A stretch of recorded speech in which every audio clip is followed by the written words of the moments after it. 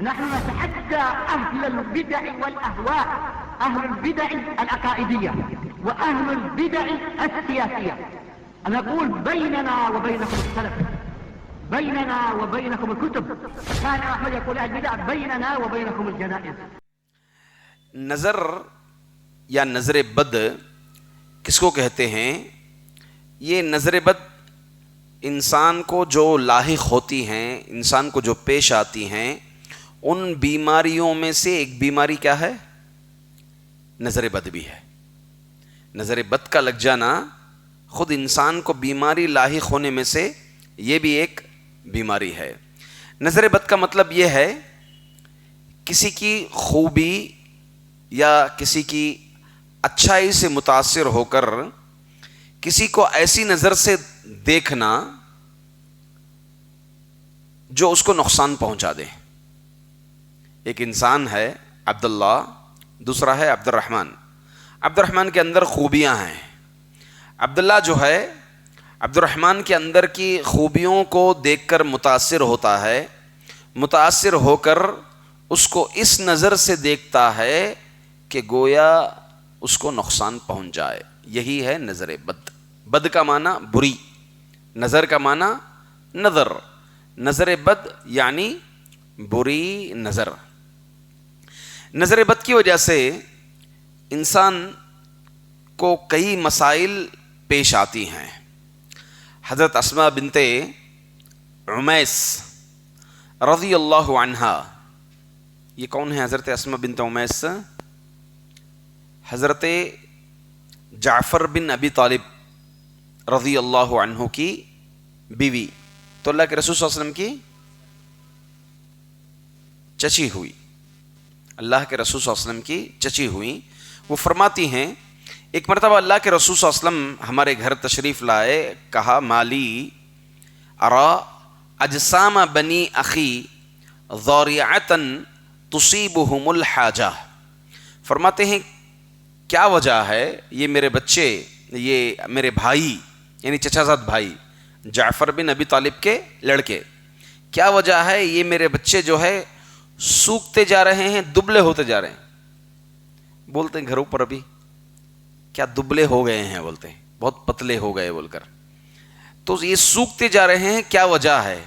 کیا انہیں کوئی بیماری لاحق ہو گئی ہے؟ تو حضرت اسماء بنت عمیس فرماتے ہیں لا ولیکن العین تسرع الیہم، نہیں ان کو نظر تھوڑا جلدی لگ جاتی. کیا فرمائے؟ نظر ان کو نظر بد بہت جلدی لگ جاتی ہے ان کو. یہ حدیث باب استحباب الرقیۃ من العین میں امام مسلم رحمۃ اللہ علیہ نے نقل فرمایا. تو اس سے معلوم ہوا کہ نظر کیا ہوتی ہے؟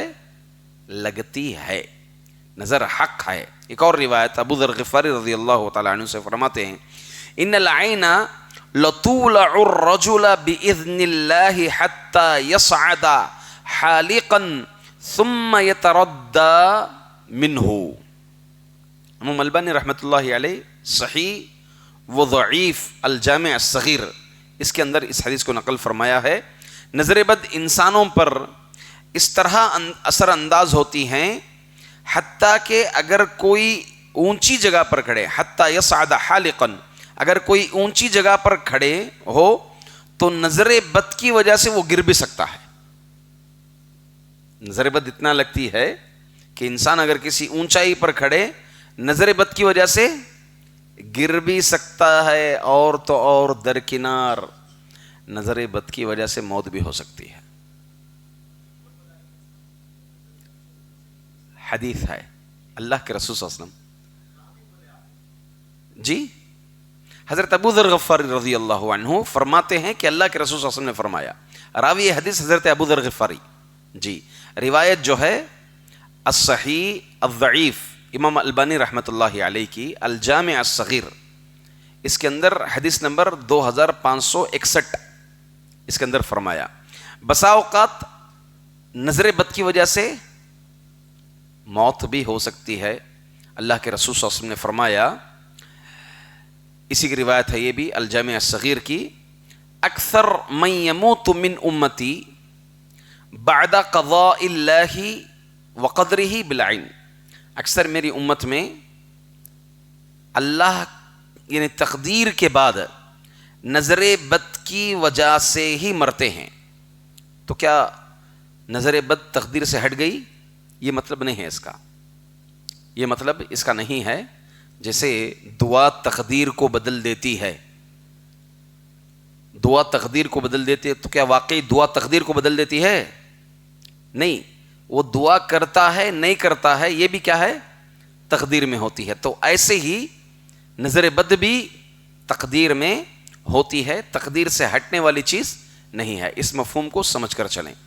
مزید اللہ کے رسول صلی اللہ علیہ وسلم نے فرمایا، مسلم شریف کی روایت باب الطب کے اندر ذکر فرمایا ہے، لو کان شیء سابق القدر سبقته العین، اگر کسی چیز میں تقدیر کے فیصلے کو ٹالنے کی طاقت ہوتی، تو مطلب یہ ہے تقدیر کو ٹالنے کی طاقت کسی چیز میں نہیں ہے. اگر ہوتی تو نظر بد میں ہوتی. یہ اللہ کے رسول صلی اللہ علیہ وسلم فرماتے ہیں. آپ اسی لیے نظر بد سے پناہ مانگنے کا حکم دیا. استعینوا باللہ من العین فإن العین حق، اللہ تعالیٰ سے تم مدد طلب کرو. کس سے؟ نظر بد سے، اس لیے کہ نظر بد حق ہے. اب دیکھتے ہیں کہ نظر بد کے اسباب کیا ہیں.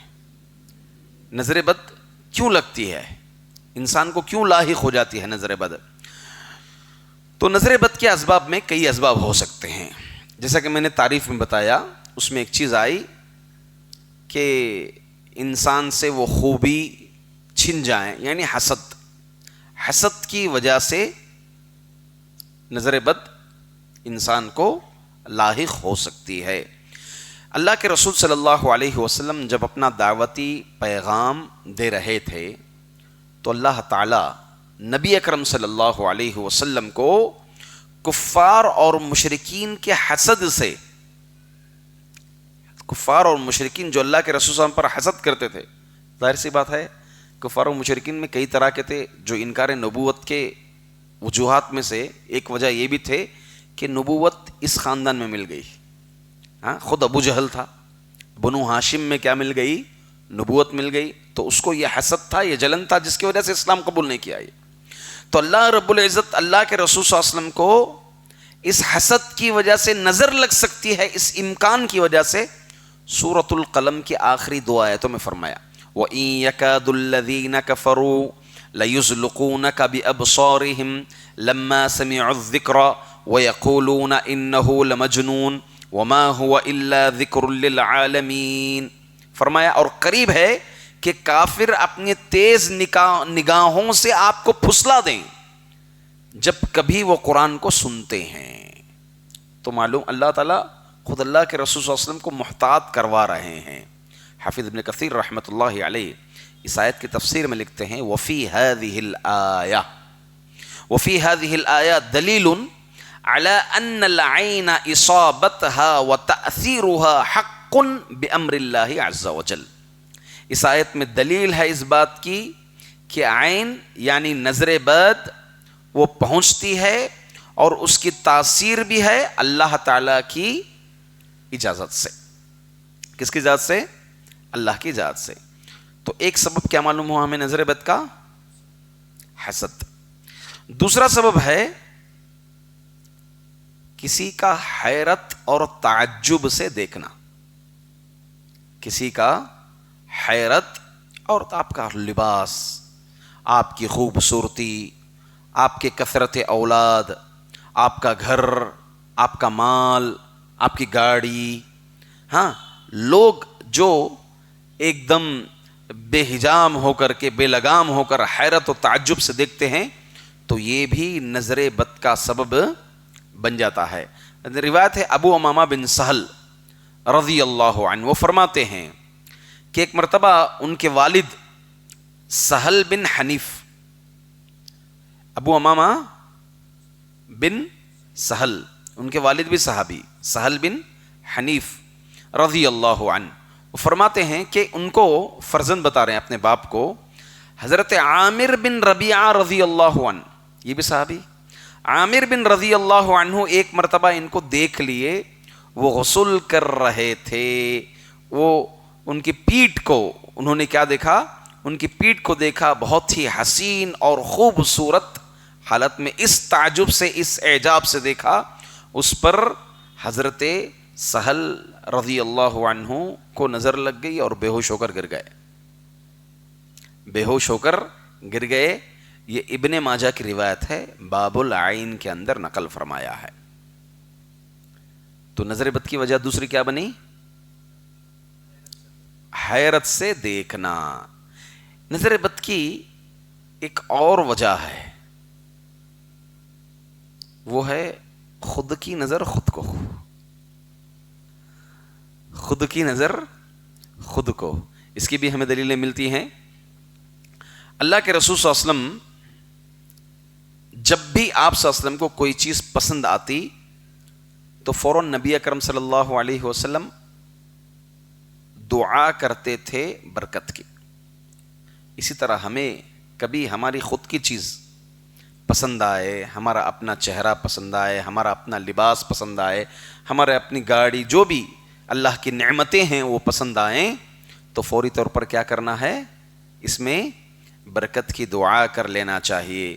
آپ صلی اللہ علیہ وسلم نے فرمایا اذا رأى احدكم من نفسه او ماله او من اخيه ما يعجبه فليدعو له بالبركة فإن العين حق۔ صحیح الجامع الصغیر کی کتاب میں صحیح روایت ہے یہ۔ تم میں سے کوئی من نفسه او ماله، اپنا مال، اپنی جان، اپنے بھائی کی کوئی چیز اچھی لگے، یہ دیکھے تو اسے چاہیے کہ برکت کی دعا کر دے، کیونکہ نظر لگنا حق ہے، یقینی ہے۔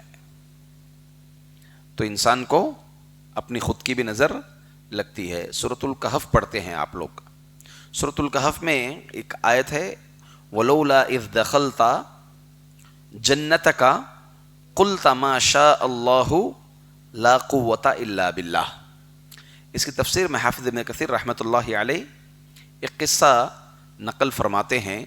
قصہ یہ ہے، ایک مالدار شخص تھا، اس کا باغ تھا، بہت ہی عمدہ باغ تھا۔ وہ اس کے باغ کے اس نعمت پر شکر بجا لانے کے بجائے وہ غرور اور تکبر میں کہتا تھا کہ مجھے یقین ہے یہ میرا باغ کبھی کیا ہے، برباد نہیں ہوگا۔ اس طرح سے وہ تکبر کرتا تھا، اپنے باغ سے بہت محبت کرتا تھا۔ تو ہوا کیا؟ اس کا یہ باغ اس کی خود بد نظری اور اس کے بد اعمالیوں کی وجہ سے وہ باغ تباہ ہو گیا، برباد ہو گیا۔ تو اللہ تعالیٰ قرآن میں یہ آیت نازل فرمائی، اس کے ایک مومن ساتھی نے نصیحت کی اس کو۔ یہ آیت جو ہے اس کا ایک مومن بھائی اس کو نصیحت کرتے ہوئے فرماتا ہے وَلَوْلَا إِذْ دَخَلْتَ جَنَّتَكَ قُلْتَ مَا شَاءَ اللَّهُ لَا قُوَّةَ إِلَّا بِاللَّهِ۔ جب تو اپنے باغ میں داخل ہوتا تو کیوں یہ نہیں کہہ دیا ما شاء اللہ لا قوت الا باللہ؟ کہنا، وہ صرف بورڈ لگا دیے تو نہیں، کیش کاؤنٹر پہ لگا دیں ما شاء اللہ۔ اب کیا یقین، عقیدہ کیا بنا کر بیٹھے ہیں؟ اب میرے دکان پہ یہ کیا ہے، نظر نہیں لگتی۔ توغرا گھر میں لگا دیا اتنا بڑا، ما شاء اللہ، نظر نہیں لگتی اب میرے گھر کو۔ آیت الکرسی بورڈ لگا دیا، اب میرے گھر میں جن نہیں آئے گا۔ یہ عقیدہ ہے لوگوں کا، اس عقیدے پہ قطعاً نہیں جانا چاہیے۔ یہ شرک اصغر کی طرف کھینچ لے جاتا ہے۔ ہاں، کہاں کھینچ لے جاتا ہے؟ شرک اصغر۔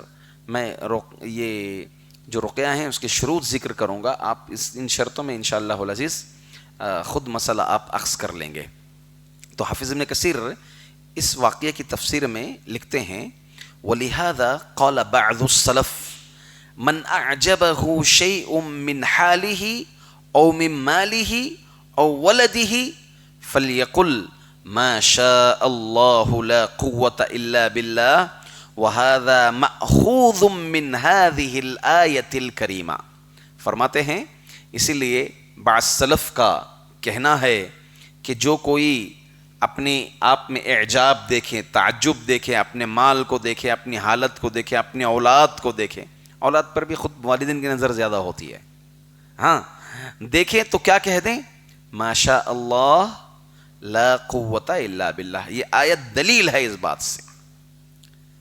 تو معلوم یہ ہوا کہ نظر خود انسان کو اپنی نظر لگ سکتی ہے. نظر کی قسمیں ہیں. نظر کی قسمیں ہیں. نظر کی قسمیں دو قسمیں ہیں نظر کی. علامہ ابن القیم رحمۃ اللہ علیہ زاد المعاد، مختصر زاد المعاد کے اندر نقل فرمائے ہیں، ایک کا تعلق انسانوں سے ہے اور دوسرے کا تعلق جنوں سے ہے. مطلب نظر انسانوں کی بھی لگتی ہے اور نظر جنوں کی بھی لگتی ہے. دلیل اللہ کے رسول صلی اللہ علیہ وسلم، حضرت ابو سعید خدری رضی اللہ عنہ راوی ہیں، اللہ کے رسول صلی اللہ علیہ وسلم کان رسول اللہ صلی اللہ علیہ وسلم یتعوذ من عین الجان وعین الانس.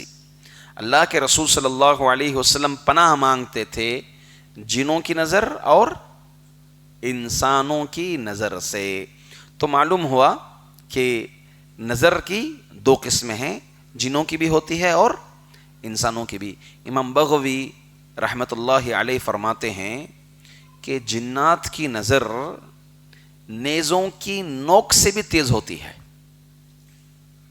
نیزوں کی نوک، کمپاس سمجھتے نا، کمپاس وغیرہ نیزہ ہتھیار ہے، اس کی نوک ہوتی ہے، نیزے کی نوک سے بھی تیز ہوتی ہے. امام بغوی رحمۃ اللہ علیہ نقل فرماتے ہیں.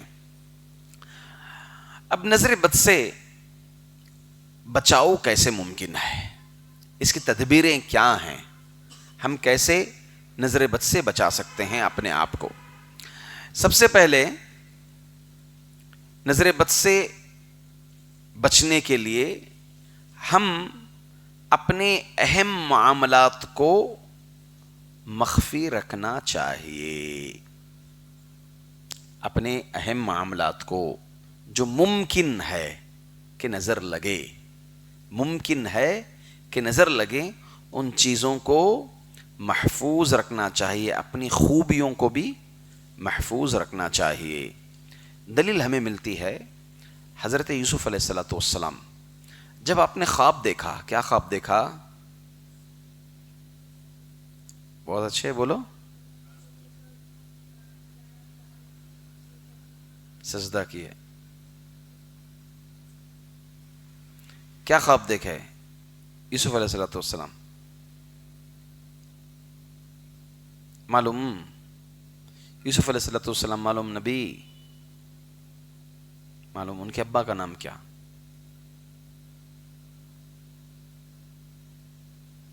نہیں معلوم، چھوٹے ہیں آپ بہت. آپ بولو یوسف علیہ الصلوۃ والسلام کے ابا کا نام کیا؟ بہت اچھے، یعقوب. آپ بولو ان کے ابا کا نام کیا؟ یعقوب علیہ الصلوۃ والسلام کے ابا کا نام کیا؟ ماشاء اللہ تبارک الرحمن. آئیے ادھر، یہ آپ کے لیے. ماشاء اللہ بہت اچھے، ماشاء اللہ سبحان اللہ. یعقوب علیہ الصلوۃ والسلام کے ابا کا نام اسحاق علیہ الصلوۃ والسلام ہے، ان کے دادا کا نام ابراہیم علیہ الصلوۃ والسلام. جی جی جی جی. بہرحال کیا اقدامات ہم اٹھا سکتے ہیں بچانے کے لیے؟ اس میں نے کہا یوسف علیہ الصلوۃ والسلام نے خواب میں دیکھا کہ 11 ان کے بھائی 11 ستارے چاند سورج سجدہ کر رہے ہیں. ابا کے پاس جب بیان کیا تو کیا منع فرمایا ابا نے؟ یا بنیا لا تخصص رؤیاک علی اخوتک فیکیدوا لک کیدا ان الشیطان للانسان عدو مبین. میرے بچے، اپنے اس خواب کو تیرے بھائیوں کے سامنے بیان نہ کرنا، کیونکہ وہ تیرے ساتھ مکر کریں گے، اور یقیناً شیطان انسان کا کھلا دشمن ہے. ہاں تو اس میں شیخ ناصر عبد الرحمن السعدی رحمۃ اللہ علیہ فرماتے ہیں تفسیر سعدی کے اندر کہ شیطان ایک تو انسان کا کھلا دشمن ہے. اب وہ دن و رات چھپے انسان کی کوتاہیوں پر کیا کرتا ہے؟ وار کرتا ہے. اسی لیے انسان کو چاہیے بھی اس کی وار میں سے ایک وار یہ بھی ہے کہ اس کے معاملات انسان کی خوبیاں پر جن بھی حسد کرتا ہے، نظر لگ سکتی ہے، جنوں کی بھی نظر لگ سکتی ہے. اس طرح انسان کیا کریں؟ اپنے آپ کی حفاظت کے لیے کیا کریں؟ اپنی خوبیوں کو چھپائے. کچھ لوگ تجارت کا ذکر کرتے ہیں اپنی، تجارت کا ذکر کرتے ہیں بالکل اتنی اپنی صفائی دیتے ہوئے اور اپنی ترقی سیدھے ڈائریکٹ بیان کر دیتے ہیں کھلے عام. کچھ لوگوں کا گفتگو فون میں انداز ہے گفتگو، کیا کبر ہے، کیا پھر جو ہے اپنی خوبیاں دکھانا مقصود ہے. تو انسان سنجیدہ رہنا چاہیے ان سب معاملات میں. حضرت یعقوب علیہ السلام جب مصر کے اندر، یہ اپنے علاقے میں یعقوب علیہ السلام کے گاؤں میں پورا مصر بھی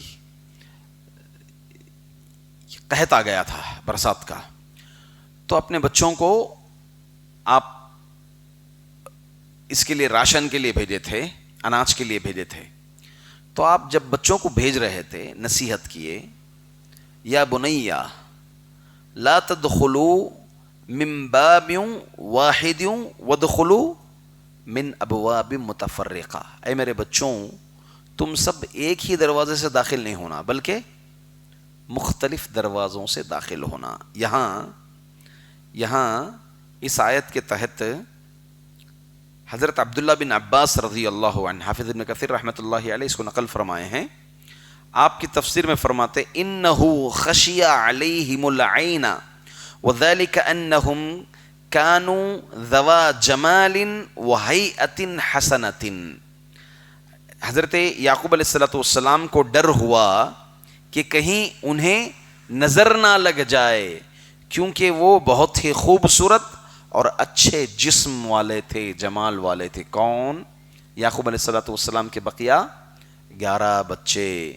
تو اس لیے باپ نے بچوں کو کیا نصیحت کی کہ ایک دروازے سے داخل نہ ہونا. 11 بچے کس کے؟ یہ موٹے ہڈے. تو اچانک جو ہے انسان کی نظر لگ سکتی ہے. نظر جان بوجھ کر کے بھی ہوتی ہے، کبھی نہیں چاہتے ہوئے اعجاب میں ہو جاتی ہے. کبھی جیسے میں نے کہا کہ ایک قسم یہ بھی ہے کہ انسان کے اعجاب میں سے کسی چیز کو دیکھتا ہے، تعجب کرتا ہے، اظہار تعجب میں نظر لگ جاتی ہے.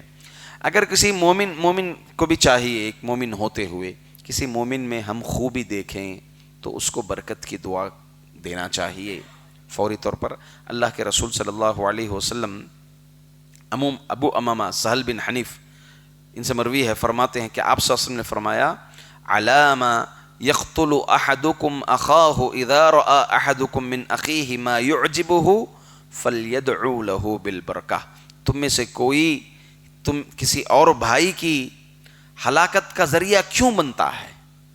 تم میں سے کوئی خوبی دیکھیں تو فوری طور پر کیا کرنا چاہیے؟ اس کو برکت کی دعا دینا چاہیے. ماشاء اللہ، اللہ برکت دے بھائی آپ کی تجارت میں.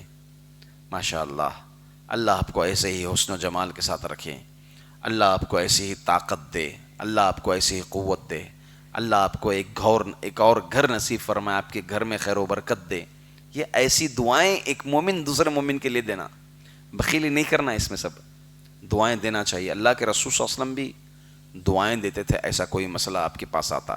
حضرت عروہ بارقی رضی اللہ عنہ فرماتے ہیں کہ اللہ کے رسول صلی اللہ علیہ وسلم ایک مرتبہ انہیں 1 دینار دیے. اس پر گرچہ بعض علماء نے کلام کیا ہے، مگر حدیث انشاءاللہ صحیح ہے. یہ ترمذی کے اندر ہے، باب شراء حکیم بن حزام اضحیہ، اس باب کے اندر نقل فرمایا ہے.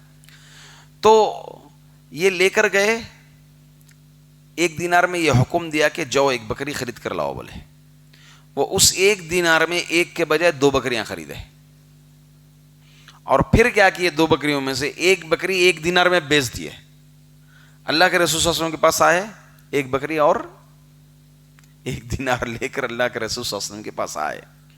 تو آپ صلی اللہ علیہ وسلم کو پورا واقعہ سنائے. آپ صلی اللہ علیہ وسلم خوش ہوئے، خوش ہونے کے بعد دعا دیے، بارک اللہ فی صفقتی یمینی کا، اللہ تعالیٰ تمہاری کمائی میں برکت دے. حضرت ابو محذورہ رضی اللہ عنہ فتح مکہ کے موقع پر ابھی کفر میں تھے، اسلام نہیں لائے تھے. آپ اور آپ کے ساتھی جا رہے تھے، اذان سنے مؤذن کی. اذان جیسے ہی سنے فتح مکہ ہو گئی تھی، تو مؤذن کا مذاق اڑاتے ہوئے بلند بلند آواز سے اذان نقل فرما رہے تھے، اللہ اکبر اللہ اکبر بول کر. گویا کہ مذاق، اذان کا مذاق اڑا رہے ہیں، مؤذن کا مذاق اڑا رہے ہیں، کفر میں ہیں. آپ صلی اللہ علیہ وسلم کو اس کی خبر ہوئی تو آپ صلی اللہ علیہ وسلم ان تمام کو، ان کو اور ان کے ساتھیوں کو، سب کو پکڑ کر نبی کریم صلی اللہ علیہ وسلم کی خدمت میں لایا گیا. اللہ کے رسول صلی اللہ علیہ وسلم نے پوچھا یہ مذاق کون اڑا رہے تھے؟ تو سبوں نے حضرت ابو محذورہ کی طرف اشارہ کیا، دیکھو یہ اڑا رہے تھے. پورے ساتھی نے انہی کی طرف اشارہ کر دیا. تو اللہ کے رسول صلی اللہ علیہ وسلم ان سب ساتھیوں کو بھیج دیے، ابو محذورہ کو روک لیے. ابو محذورہ سے کہا چلو سناؤ اذان، بلند آواز سے سناؤ. ایک بیان کرتے ہیں کہ اللہ کے رسول صلی اللہ علیہ وسلم کا یہ حکم، مجھے اس حکم سے اتنی نفرت آتی تھی، بس آپ کھڑے ہو کر کے اذان سنانے کی طاقت نہیں رکھے. پھر اللہ کے رسول صلی اللہ علیہ وسلم خود ان کو اذان کے کلمات سکھائے. وہ سیکھ لے اذان کے کلمات. اذان کے کلمات سے فارغ ہونے کے بعد نبی اکرم صلی اللہ علیہ وسلم ان کے پاس ایک تھیلی عطا کیے. اس تھیلی کو جب کھول کر دیکھے تو چاندی کے سکے موجود تھے اس تھیلی کے اندر. پھر آپ صلی اللہ علیہ وسلم فرماتے ہیں کہ آپ اپنا ہاتھ ان کے سر پر رکھا، پھر میرے چہرے اور جسم پر کیا کیا؟ پھیرنا شروع کر دیا. پھر آپ نے یہ دعا دی، بارک اللہ لک و بارک علیک، اللہ تعالیٰ تجھے برکت دے اور تجھ پر اللہ تعالیٰ برکتیں نازل فرمائیں. تو یہ قصہ حضرت ابو محذورہ کی اسلام کے قبولیت اسلام کا سبب بن گیا. تو بہرحال کسی میں بھی اگر ہم خوبی دیکھیں تو کیا کرنا چاہیے؟ برکت کی دعا دینا چاہیے. نظر بد کا علاج، بات طویل جائے گی، میں بس مسئلے کو چھیڑ دیتا ہوں. انشاءاللہ اس مسئلے پر مزید گفتگو کریں گے. اور ہمارے جو پہلے نشست میں درس ہوا اس میں ایک فقہی اعتبار سے اس مسئلے میں غلطی ہوئی ہے. انشاءاللہ اس کا اعادہ ہم اگلے درس میں کریں گے. رہی بات رقیہ یا علاج کرنے کے لیے 3 شرطیں ہونا ضروری ہے.